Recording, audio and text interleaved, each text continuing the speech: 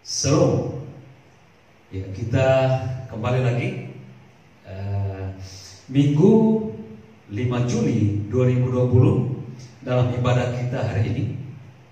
Kita bersyukur karena ini semua pemeliharaan Tuhan kepada kita, kasih Tuhan sehingga diberikan umur panjang, kesehatan sehingga kita masih bisa beribadah hari ini. Dan untuk itu tema untuk minggu ini saya akan berbicara tentang hal kau paksa aku. Ya, tema untuk kita minggu ini tentang kau paksa aku. Dasar firman Tuhan terambil di dalam Keluaran 5 ayat 24. Mari kita perhatikan ayat ini untuk menjadi dasar dari tema kau paksa aku. Keluaran 5 ayat 24. Demikian firman Tuhan. Tetapi Tuhan berfirman kepada Musa, sekarang engkau akan melihat apa yang akan kulakukan kepada Firaun, sebab dipaksa oleh tangan yang kuat, ia akan membiarkan mereka pergi. Ya, dipaksa oleh tangan yang kuat, ia akan mengusir mereka dari negerinya. Nah, itu dasar firman Tuhan untuk tema renungan hari ini. Firman Tuhan hari ini, Tuhan bilang, engkau akan melihat tangan yang kuat akan memaksa dia untuk membiarkan. Memaksa siapa? Memaksa Firaun untuk dia memberikan kesempatan atau bahkan mengusir orang-orang Israel, orang-orang Ibrani untuk pergi dari negerinya Mesir ke tanah perjanjian di tanah Kanaan. Kenapa begitu? Karena rupanya pada waktu itu Israel sementara ditawan, dijajah oleh bangsa Mesir yang dipimpin oleh pemimpin besar mereka, Firaun. Dan Firaun ini keras kepala dan dia mau menguasai orang-orang Yahudi. Bahkan dia membuat mereka menjadi budak-budak di tanah Mesir. Dan keenakan dia memerintah bangsa ini, dia tidak mau membiarkan bangsa Israel ini untuk keluar, untuk pergi beribadah kepada Tuhannya di tanah perjanjian. Karena itu Tuhan bilang, gak usah takut. Tuhan mau mengutus Musa untuk memberitakan kepada Firaun melepaskan bangsa Israel. Tuhan bilang, gak usah takut Musa, engkau akan melihat tanganku yang kuat yang akan memaksa dia. Nah, kasih-kasih Tuhan, akhirnya bahwa di sini kita melihat tangan kuat Allah yang memaksa Firaun untuk akhirnya juga menyerah kepada kekuatan Allah dan membiarkan bangsa Israel keluar dari tanah Mesir menuju ke tanah perjanjian. Takluk juga Firaun yang hebat, Firaun yang top itu di mata dunia. Di mata Tuhan, di hadapan Tuhan tidak ada apa-apanya. Akhirnya dia menyerah dan dia membiarkan bangsa Israel keluar dipaksa oleh Allah sendiri. Kekasih-kasih Tuhan, orang Kristen kalau ditanya, apakah Anda sudah selamat? Dengan keyakinan yang kokoh dalam dirinya dan terpancar sukacita di wajahnya, orang Kristen itu langsung menjawab iya dengan kepastian. Karena tentu ini berdasarkan catatan-catatan dalam Alkitab. Banyak firman Tuhan yang menjelaskan tentang itu. Termasuk dalam Yohanes 3:16 menjadi pegangan orang percaya bahwa karena begitu besar kasih Allah akan dunia ini, sehingga ia telah menurunkan anaknya yang tunggal, supaya setiap orang yang percaya kepadanya tidak binasa, melainkan beroleh hidup yang kekal. Dasar firman Tuhan ini menjadi pegangan setiap orang Kristen bahwa dia tidak akan binasa dan sudah selamat. Sehingga kalau ditanya, engkau yakin sudah selamat? Kepastian jawaban dalam dirinya, iya. Dan memang itu benar. Setiap orang yang percaya kepada Yesus tidak akan binasa dan sudah memperoleh keselamatan. Itu garansi firman Tuhan. Tapi sayang, seringkali juga dengan sikap atau perilakunya malah tidak menunjukkan kebenaran keselamatan itu ada dalam dirinya. Lidahnya mengatakan iya, tapi ternyata perbuatannya, sikapnya, tingkah lakunya tidak mendukung apa yang diperkatakan oleh lidahnya. Gitu ya. Misal mengatakan bahwa aku berani, aku memiliki kekuatan, aku memiliki perlindungan, dan aku sudah selamat dalam Tuhan. Tapi juga memiliki ketakutan yang berlebihan. Ketakutan-ketakutan yang luar biasa hebatnya dialami. Saat apa? Menghadapi masalah, menghadapi persoalan. Dan ini masih panas-panasnya kan gitu. Saat menghadapi wabah corona yang sedang terjadi. Di sini iman akan terlihat. Atau dalam banyak perkara lainnya, termasuk di dalam hal untuk menolak melayani Tuhan. Kalau sudah selamat, iya, kepastian tidak mengatakan itu. Tapi terbukti di dalam kehidupan nyata, memiliki ketakutan yang sepertinya tidak ada kemampuan Tuhan untuk melindungi dari setiap persoalan, sepertinya tidak ada kemampuan Tuhan untuk menggaransi jaminan keselamatan termasuk dalam wabah corona. Nah, ini dipertanyakan iman itu. Tapi ini minta untuk melayani. Waduh, nanti dulu. Ini dipertanyakan keselamatan itu. Karena semua akan membuktikan sikap tingkah lakumu. Akan membuktikan perkataan lidahmu tentang keselamatan itu. Ini yang saya mau coba mengangkat dalam tema minggu ini. Aku paksa, kamu paksa aku. Ini bersama dengan apa? Kan gitu ya. Bapak Ibu kekasih, kau paksa aku. Ini saya mau menggambarkan tentang suatu kalimat bahwa Tuhan memaksa kita. Oh, Tuhan memaksa kita? Ya, nanti kita akan masuk lebih jauh ke dalam. Memaksakan, Tuhan paksa, memaksa, memaksakan. Ini artinya apa? Mendesak sesuatu kepada kita untuk menerima, untuk mengerjakan, untuk melakukan sesuatu yang tidak kita paham atau yang tidak kita mau. Jadi harus dipaksa. Nah, jika Tuhan yang memaksakan dalam tanda kutip ya, paksa ini dalam tanda kutip, memaksa dalam tanda kutip. Jika Tuhan yang memaksakan sesuatu kepada kita, maka itu pasti sangat berfaedah bagi kita dalam kaitannya dengan keselamatan dan berkat. Sebab keselamatan tidak bersifat lip service, kepura-puraan dalam perkataan, dalam lidah, tetapi tidak ditunjukkan, dibuktikan, didukung dengan perilaku, dengan tindakan, dengan semangat, dengan keberanian. Keselamatan yang dikerjakan oleh Tuhan dalam diri kita, orang-orang percaya, itu memiliki kuasa. Tapi kalau kita berhadapan dengan suatu persoalan, lalu kita kehilangan keberanian, tanda tanya keselamatan itu. Karena itu tadi saya bilang bahwa keselamatan yang Tuhan kerjakan dalam diri kita memiliki kuasa. Kuasa keberanian. Dan itu akan nampak di dalam perbuatan-perbuatan kita. Kalau bahasa Alkitabnya, buah keselamatan. Ya, itu yang dikatakan Tuhan Yesus dalam Matius 7 ayat 20-21. Jadi dari buahnya lah kamu akan mengenal mereka. Bukan setiap orang yang berseru kepadaku Tuhan, Tuhan akan masuk ke dalam kerajaan surga, melainkan dia yang melakukan kehendak Bapakku yang di surga. Apa kehendak Bapakku? Tuhan mau anak-anaknya berani. Tuhan mau anak-anaknya semangat. Tuhan mau anak-anaknya tidak takut dalam segala persoalan, termasuk wabah pandemi COVID ini. Tuhan mau anak-anaknya semangat dalam segala keadaan. Dia harus melayani. Itu bukti kekuatan keselamatan yang Tuhan kerjakan dalam diri kita. Tapi kalau tidak ada itu pada dalam diri kita, dipertanyakan. Hal ini ditegaskan di dalam Filipi 2 ayat 12.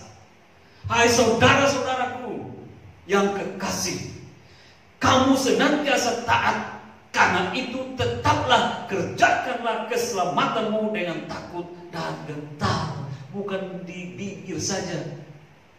Lidah ini tak bertulang, segala macam perkataan dia bisa memperkatakannya, tapi perbuatan, tingkah laku kita, sikap kita itu akan menjadi patokan perkataan lidah kita. Kalau kita bilang kita selamat, Filipi bilang kerjakanlah itu dengan takut dan gentar melalui perbuatan-perbuatan. Dikerjakan, bukan hanya diperkatakan, dikerjakan, dilakukan. Ada suatu action maksudnya, gitu ya. Namun seringkali kita gagal, bahkan banyak kali, bahkan terlalu kali-kali kita gagal melakukan apa yang Tuhan mau. Tapi biar bagaimanapun, memang kita harus mengakui, memang harus diakui bahwa kasih Tuhan itu sangat berlebihan. Kasih Tuhan untuk kita sangat berlebihan. Berlebihan dalam tanda kutip ya. Itu kata saya dalam tanda kutip. Kasih Tuhan kepada kita sangat berlebihan. Berlebihan kalau dalam Alkitab dikatakan apa? Betapa lebarnya, betapa panjangnya, betapa tingginya dan dalamnya. Efesus 3 ayat 18. Betapa lebarnya dan panjangnya dan tingginya dan dalamnya kasih Kristus kepada siapa? Kepada saya, kepada Anda, kepada kita semua yang percaya kepadanya. Kasih Tuhan begitu luar biasa kepada kita. Yang tadi saya bilang, perkataan saya dalam tanda kutip, kasih Tuhan yang sangat berlebihan. Kasih yang berlebihan ditunjukkan, diberikan kepada kita. Padahal kita bodoh, padahal kita keras kepala, tegak tengkuk. Di bibir saja kita mengatakan kita mencintai Dia, tapi dalam perbuatan kita jauh dari apa yang melakukan kehendaknya. Dari kasih yang berlebihan dalam tanda kutip ini, dari kasih yang berlebihan inilah Tuhan tidak mau kita menjadi orang percaya yang biasa-biasa saja, yang imannya tidak jelas. Katakan berani di dalam Tuhan, tapi begitu ada persoalan, begitu ada COVID, lain menyembunyikan diri. Ini iman yang tidak jelas, di mana bisa terpengaruh oleh kondisi persoalan, lalu lama-lama redup dan mati.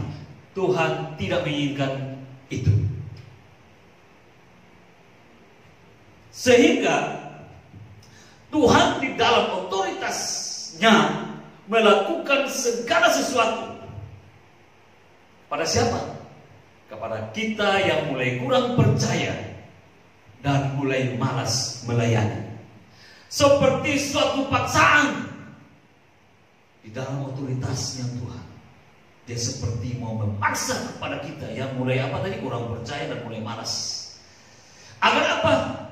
Agar iman kita kembali bangkit untuk membuat kita menjadi paham akan hidup dalam keselamatan di dunia yang dikaruniakan kepada kita, dan supaya kita mengalami semangat melakukan kehendaknya itu.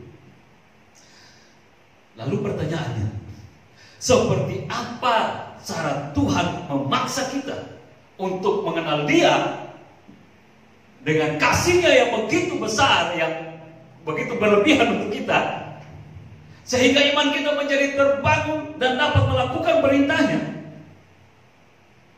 Seperti apa itu? Mari, untuk menjawab hal ini, kita bisa belajar dari tokoh-tokoh Alkitab yang sudah lebih dahulu mengalaminya. Cara Tuhan memaksa ya, cara Tuhan memaksa. Ada dua hal di sini. Pertama, cara Tuhan memaksa.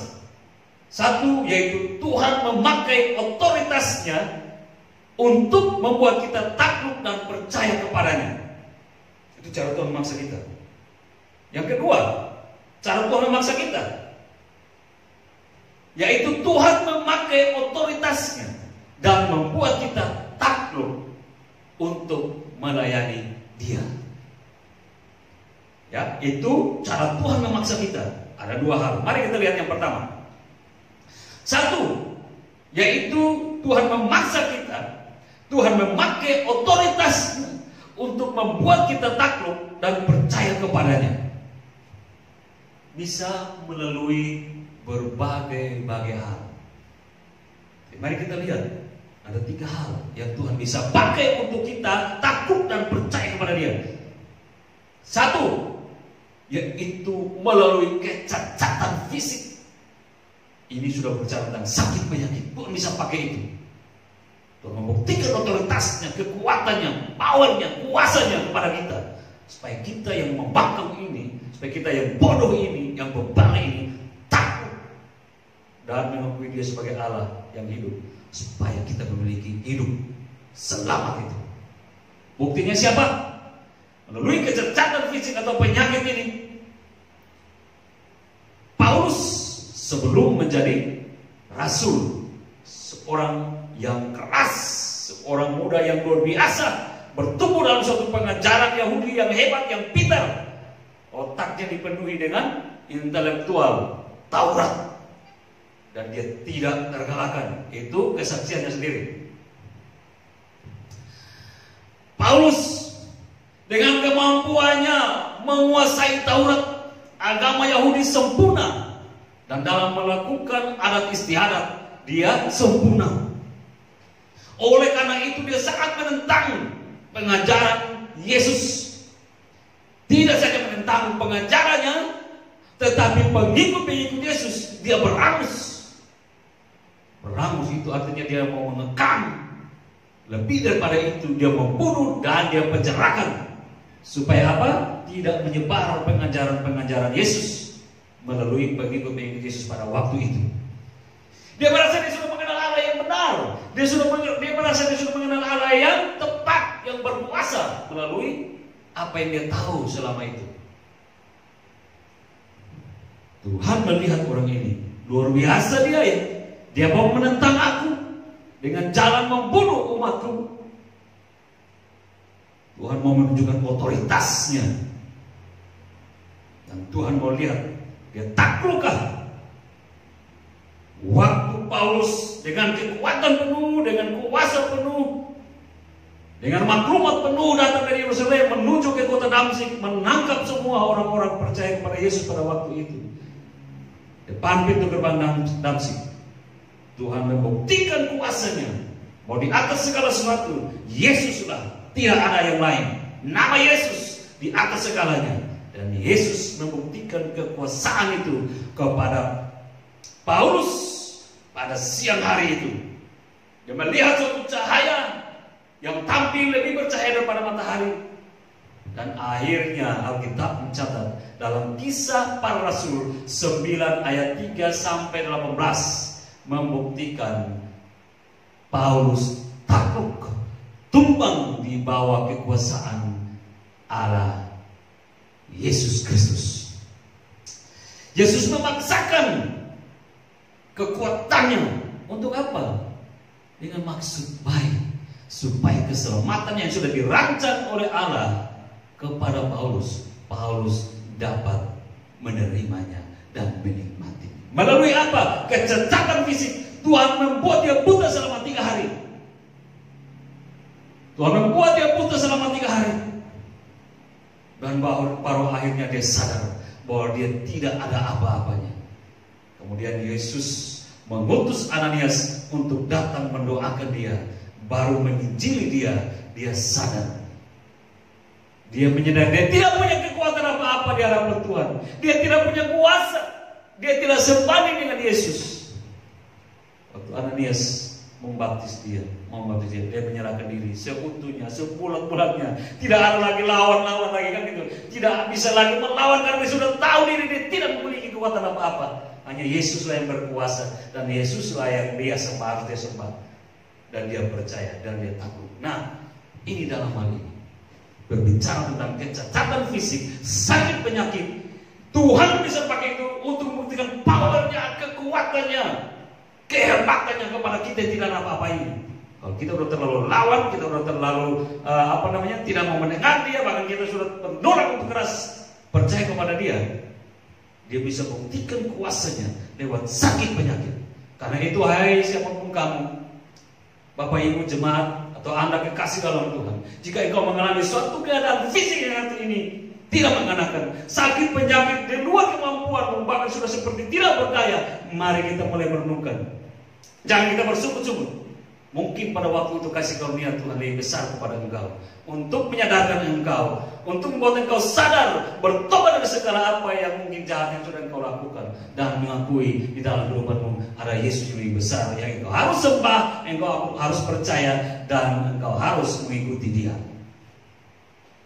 Sebab segala sesuatu terjadi dalam dunia ini tidak di bawah sepengetahuan Tuhan. Itu termasuk sakit penyakit di dalam dirimu. Tuhan bisa pakai itu untuk memperkenalkan kuasanya, dan engkau tunduk dan percaya kepada Dia. Itu yang pertama. Otoritas Allah bisa pakai sakit penyakit, kecacatan fisik, untuk membuktikan kuasanya, dan kita menjadi percaya. Yang kedua, lewat apa? Bencana. Kisah Para Rasul 16 ayat 23 sampai 33. Ini juga membuktikan tentang bencana. Melalui bencana Tuhan bisa membuktikan kuasanya, bahwa Dia di atas segala-galanya, dan hanya Dialah semua harus mengakui dan percaya bahwa Dia Allah yang besar. Siapa contohnya? Tokoh-tokoh Alkitab kan saya bilang, ini kepala penjara di Filipi. Tapi kalau kepala penjara di Filipi ini menarik. Ini seorang yang tadi benar-benar tidak percaya, dia seorang Romawi. Mereka percaya kepada ilah-ilah lain. Mereka bangsa kafir dan tidak percaya kepada Allah Yahweh. Mereka berpikir mereka sudah berkuasa. Mereka berpikir pada waktu itu mereka adalah bangsa-bangsa, mereka bangsa yang hebat, menguasai hampir seluruh dunia pada waktu itu. Dan mereka sudah punya ilah yang top, ilah yang jago, ilah yang berkuasa, sehingga tidak perlu ada Allah lain yang disembah. Tuhan berkenan untuk membuktikan kuasanya dengan maksud menarik kepala penjara datang tunduk di bawah otoritas Yesus dan percaya kepada Yesus supaya dia memiliki keselamatan itu. Tapi melalui apa? Melalui bencana. Bencana seperti apa? Kalau kita baca di dalam Kisah Rasul 16, itu bagaimana bencana itu terjadi, di mana sekonyong manusia tiba-tiba pada waktu itu gempa bumi terjadi dan khusus penjara itu rontok sendiri-sendirinya. Pintu-pintu terbuka, bangunan tembok-temboknya hancur. Lalu dia berpikir semuanya sudah keluar, tahanan sudah keluar, dan hukuman bagi seorang sipir, apalagi kepala sipir, kalau dia tidak mampu menjaga tahanannya pada waktu itu, dia harus bertanggung jawab.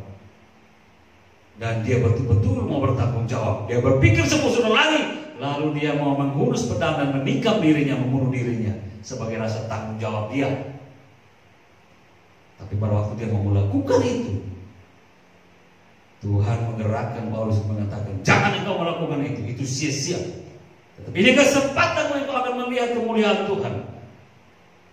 Dan pada waktu itu, ketika dia mendengar penginjilan dari Paulus kepada dia takluk di bawah otoritas Yesus dan menerima Yesus sebagai Tuhan dan Juru Selamatnya.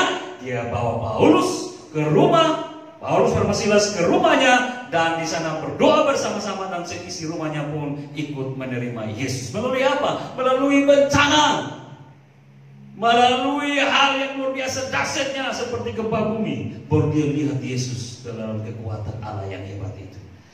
Nah, tapi di sini ada bisa kita lihat, karena pada waktu itu dia sementara bekerja, itu pekerjaan dia sebagai kepala sipir, kepala penjara.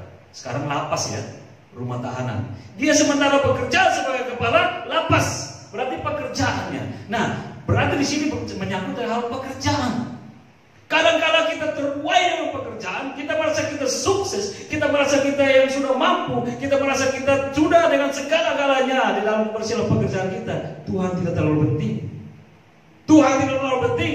Pekerjaanku bisa menghidupkanku, pekerjaan kesuksesanku bisa membuatku bertahan di dunia ini. Sehingga banyak orang mulai suap-suap kuku, bahkan tidak terlalu serius dengan Tuhan.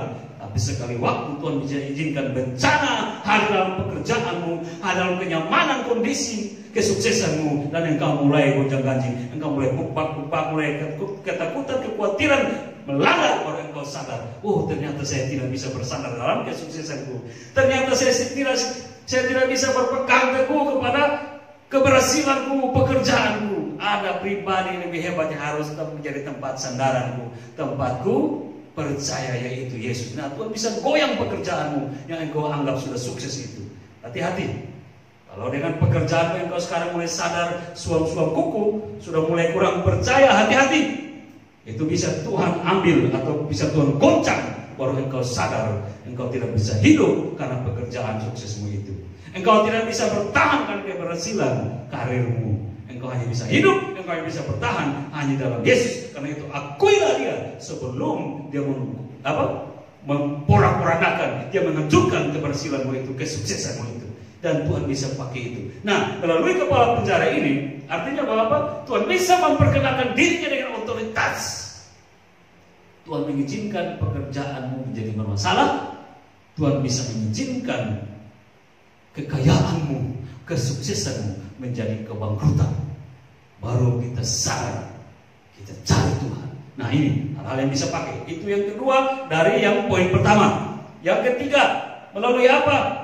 Dari poin yang pertama ini, yaitu melalui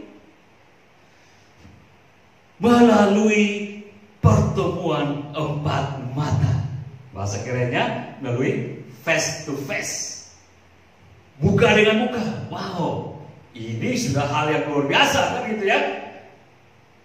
Siapa contohnya? Gideon dalam Hakim-Hakim 6 ayat 12-24. Wah, itu luar biasa diskusi antara seorang manusia dengan penciptanya, seorang hamba dengan penguasanya, Gideon dengan Allah.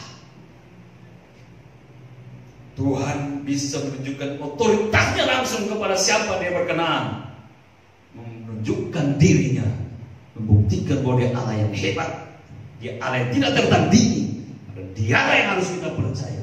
Yesus dari Nazaret itu, Kristus, dia Allah yang hebat, tidak ada yang lain. Jangan engkau main-main, jangan tunggu dia berhadapan muka dengan engkau, baru engkau seperti orang mati kegentaran karena melihat kekuasaannya. Tetapi dalam hal ini pun Tuhan bisa melakukannya supaya kita sadar. Terhadap Gideon seperti apa pada waktu itu? Gideon dan seluruh orang Israel pada waktu itu hidup dalam ketakutan. Mengapa? Karena pada waktu itu negeri Israel dikuasai oleh bangsa-bangsa dari timur, termasuk Midian, dan mereka menjajah betul. Mereka menguasai Israel dan Israel terpojok dan harus tinggal di gua-gua persembunyian dan tidak bisa bergerak bebas. Mereka bertanam, dibiarkan bangsa-bangsa timur itu dikuasai oleh bangsa Midian. Mereka waktu bercocok tanam, mereka biarkan. Tapi pada waktu mulai panen, bangsa-bangsa timur ini mulai datang bencana dan orang Israel lari ketakutan bersembunyi di gua-gua tempat persembunyian. Dan akhirnya mereka melarat. Termasuk di situ ada seorang anak muda yang namanya Gideon. Gideon harus mengiring Mereka harus bekerja di tempat persembunyian, di tempat pengiring anggur. Sementara dia bekerja untuk membuat padinya untuk bisa dimakan dengan baik. Tapi ternyata dia harus kerja secara sembunyi-sembunyi karena ketakutan. Lalu dalam sembunyi-sembunyi itu hadirlah Tuhan berhadapan-hadapan dengan dia. Tapi awalnya dia nggak tahu. Tapi Tuhan berkata tentang bagaimana Tuhan akan pakai dia menjadi seorang yang hebat untuk memimpin bangsa Israel mengalahkan Midian dan bangsa-bangsa dari timur itu. Lalu dia kan nggak percaya. Dia bilang, benarkah itu? Tuhan bilang, aku yang akan memimpin engkau. Apa buktinya? Aku yang akan memimpin engkau. Oke, kalau gitu saya mau bukti. Tunggu ya. Kalau memang ini firman Tuhan, engkau Tuhan benar, saya akan memberikan persembahan bagimu. Tunggu di sini, kata dia. Dia belum kenal ini siapa. Lalu akhirnya dia masuk ke rumahnya dan dia mengolah olahan kambing. Lalu dan dia kasih dengan dia buat roti dan dia bawa di situ. Dia bilang, ini sudah jadi. Lalu malaikat Tuhan bilang begini, taruh di batu olahan, taruh di batu olahanmu itu. Lalu dia taruh di batu sesuai dengan perintah malaikat Tuhan itu. Lalu malaikat Tuhan itu menyedengkan tongkatnya di tangannya, menyentuh persembahan makanan dari Gideon. Seketika itu juga keluar api dari batu itu, membakar habis semua makanan persembahan itu. Kaget dia, wah, Tuhan, aku sudah melihat dengan mukanya. Celakalah aku. Kadang Tuhan bisa menggunakan otoritas tunggalnya untuk memperkenalkan kita dengan banyak macam cara, termasuk dia bisa dengan kehendaknya datang menunjukkan dirinya kepada siapa dia berkenan untuk ditemui. Nah, banyak kali kita menghindar, banyak kali kita tidak mau percaya, dan kita merasa kita sudah hebat, dan kita mau berjalan sendiri dengan dunia yang jahat ini. Tapi akhirnya kita jatuh dan kita tidak berdaya. Kita butuh Tuhan. Kasih Tuhan, dia mau datang untuk menunjukkan dirinya, termasuk seperti kepada Gideon. Dia menunjukkan dirinya bahwa dia Allah yang luar biasa. Nah, itu 3 hal ya. Dari poin pertama, Tuhan menunjukkan otoritasnya untuk menaklukkan kita agar percaya kepada dia. Yang kedua, Tuhan memaksa kita dengan cara apa? Yaitu Tuhan memakai otoritasnya dan membuat kita takluk dan melayani dia. Ini juga ada 3 hal yang bisa kita lihat di dalamnya. Tuhan memakai otoritasnya membuat kita takluk untuk melayani dia. 1, melalui perkataan. Kepada siapa? Itu contohnya kepada Musa. Diskusi antara Tuhan dengan Musa. Tuhan sudah suruh, Tuhan sudah suruh dia pergi untuk membebaskan bangsa Israel. Bertemu dengan Firaun, katakan, lepaskanlah bangsaku, umatku. Tapi berulang-ulang kali Musa menolak dengan alasan-alasan dia tidak mampu, dia patah lidah, dia tidak mampu berbicara, dia tidak punya kepandaian, kepintaran, keberanian. Akhirnya Tuhan mendesak dia, Tuhan memaksakan dia. Baru dia takluk. Dia tunduk di bawah otoritas Tuhan. Dia menyerah, baru dia pergi kembali ke Mesir untuk melepaskan bangsa pilihan Allah pada waktu itu. Nah, Tuhan bisa pakai otoritasnya melalui perkataannya. Maka muncullah suatu perkataan hebat, diskusi antara Tuhan dengan Musa. Kan Musa bilang, lalu aku pergi, aku bilang apa? Kalau mereka nanya, siapa yang nyuruh engkau? Tuhan bilang, pergilah, katakanlah, I am that I am.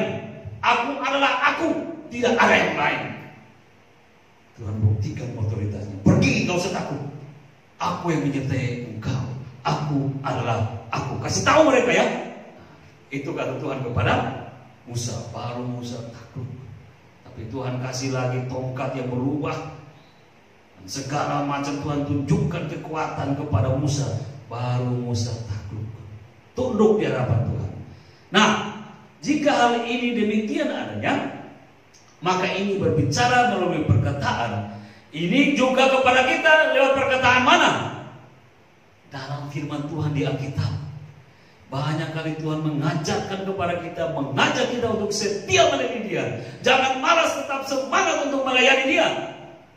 Melalui perkataan-perkataan dalam Alkitab, banyak kali mana Tuhan memerintahkan kita untuk melayani dia. Kalau kita membacanya, maka itu perkataan untuk kita. Mari kita bawa diri semangat untuk melayani dia. Atau jika ini bercantum dalam perkataan, ini bisa melalui khotbah-khotbah para pendeta, khotbah-khotbah para pengkhotbah yang lain yang pada waktu itu engkau tersentuh mendengarnya. Ingatlah pada waktu itu siapa tahu Tuhan sementara mengatakan kepada engkau melalui hamba-hamba Tuhan yang berkhotbah untuk mengajak engkau memberi diri melayani dia. Atau mungkin lewat renungan-renungan harian Kristen yang lainnya engkau baca, atau lewat kesaksian-kesaksian orang lain yang dipulihkan oleh Tuhan untuk melayani. Jika engkau mendengar pada waktu itu, engkau membaca pada waktu itu, hatimu tersentuh, bukalah hati supaya Roh Kudus masuk dan engkau biarkan dia bekerja, dan supaya engkau memiliki semangat melayani dia. Karena itu kehendak Tuhan, dan Tuhan bisa pakai otoritas melalui perkataan-perkataan itu datang kepada kita. Nah, kemudian melalui apa? Tuhan bisa memaksa kita, membuat kita takluk untuk melayani dia. Yang kemudian melalui penglihatan. Nah, ini udah berbicara tentang apa? Supranatural, metafisika. Ini tidak lagi berbicara tentang hal yang bisa kita lihat secara daging, tapi Tuhan membuktikan kuasanya dengan segala macam cara. Tuhan mampu membuktikannya. Untuk apa? Mengajak kita melayani dia. Yesaya 6 ayat 1 sampai 8 membuktikan hal itu. Akhirnya pada waktu kemudian Tuhan bilang, siapa yang mau aku utus? Yesaya bilang, ini aku Tuhan. Tapi tidak langsung semudah itu. Tuhan sudah kasih mempertunjukkan, Tuhan kasih dia lihat segala sesuatu yang hebat, yang ajaib, bahwa dia menyadari diri dia orang najis bibir, dia orang kotor, dia tidaklah layak. Tapi waktu Tuhan sudah menunjukkan kehebatan, kekuasaan Allah itu, Sebelumnya baru kemudian Tuhan tantang dia. Siapa yang mau ketika aku utus? Yesaya bilang, ini aku Tuhan. Tapi sebelumnya dia sudah Tuhan kasih tunjuk hal-hal yang besar. Tuhan sudah kasih tunjuk penglihatan-penglihatan yang luar biasa dasarnya. Baru dia takluk di bawah otoritas Tuhan. Dan dia memberi diri, dipakai oleh Tuhan untuk melayani. Kepada kita ini bisa berbicara tentang apa? Banyak hal. Ini mungkin bisa berbicara tentang lewat mimpi. Tapi hati-hati ya, jangan asal mimpi. Jangan asal mimpi. Asal mimpi berbahaya. Tapi mimpi yang benar-benar datang dari Tuhan. Dan pasti Tuhan akan mengkonfirmasikan hal itu. Kalau Tuhan mengenai kita memimpikan sesuatu yang luar biasa, Tuhan akan mengkonfirmasikan itu dalam hati kita untuk memiliki keyakinan bahwa itu datangnya dari Tuhan. Atau hal-hal yang lain yang Tuhan bisa buktikan di dalam apa yang bisa kita lihat, yang orang lain tidak bisa lihat. Jika itu Tuhan berkenan pada diri kita dengan maksud supaya kita masuk dalam pelayanan setia dan melayani Dia sebagai Tuhan kita dan kita hambanya. Kan gitu ya. Yang kemudian Tuhan paksakan otoritasnya kepada kita supaya kita takut melayani Dia. Melalui dengan cara apa? Kalau dua hal tadi, mulai perkataan, mulai penglihatan hal yang besar, kita masih keras kepala. Tuhan bisa pakai apa? Tuhan memaksa dengan teguran. Nah itu, Tuhan memaksa dengan teguran, baru kita sadar untuk bangkit dan melayani Dia. Jangan tunggu ditegur ya. Jangan tunggu ditegur. Tapi kalau akhirnya kita keras, Tuhan tegur. Buktinya siapa? Yunus 1 ayat 1 sampai 17 kita bisa melihat hal itu. Nah, kekasih-kasih Tuhan, ini hal-hal yang Tuhan bisa pakai untuk membuktikan siapa Dia sesungguhnya. Di atas segalanya adalah Yesus, Anak Allah yang hidup, yang sudah menanggung keselamatan kita di atas kayu salib. Jangan kita main-main dengan pengorbanan dirinya. Jangan kita main-main dengan keselamatan yang Dia beri kepada kita dengan harga apa? Dirinya sendiri, darahnya sendiri di atas kayu salib. Dia tidak mau kita binasa begitu saja. Karena itu Dia merelakan hidupnya untuk kita. Tetapi kalau kita belum sadar-sadar, Dia akan membuktikan siapa Dia dengan cara memaksa supaya kita mengenal Dia. Dan Dia mau kita melayani Dia. Kalau kita masih malas-malas, Dia paksakan otoritasnya supaya kita selamat dan datang melayani Dia. Tapi apakah negatif? Hal yang negatif Tuhan memaksa kita. Mari kita belajar tidak sampai di hal itu, supaya kita tahu maksud dari Tuhan memaksa kita dalam tanda kutip. Kenapa Tuhan mau memaksa kita? Jadi kalau Tuhan dalam hal ini, dalam tanda kutip, memaksa kita dengan menggunakan berbagai-bagai hal yang kadang itu terasa menyakitkan, itu bukan berarti Tuhan benci kepada kita. Bukan. Tapi sebaliknya, untuk menunjukkan kasih-Nya yang besar itu, atau yang tadi saya bilang di awal, kasih yang berlebihan itu untuk kita, bahwa Dia tidak mau iman kita menjadi redup dan lama-lama mati sehingga kita binasa. Dia tidak mau itu. Dia mau kita tetap percaya kepadanya. Dia mau kita tetap semangat dalam rohani. Dia mau kita tetap menjadi pelayan-pelayannya yang setia di akhir zaman ini. Supaya apa? Supaya kasih karunia yang sudah Dia berikan kepada kita di atas kayu salib dapat kita nikmati sampai selama-lamanya. Dan kita bisa mengatakan dengan lidahnya kita sudah selamat. Dan kita bisa membuktikan dengan perilaku kita supaya sudah selamat. Orang yang percaya sungguh-sungguh dan orang yang setia melayani Dia. Luar biasa kan? Nah, lalu apa bisa kita simpulkan tentang hal Tuhan memaksa kita? Ada dua hal di sini.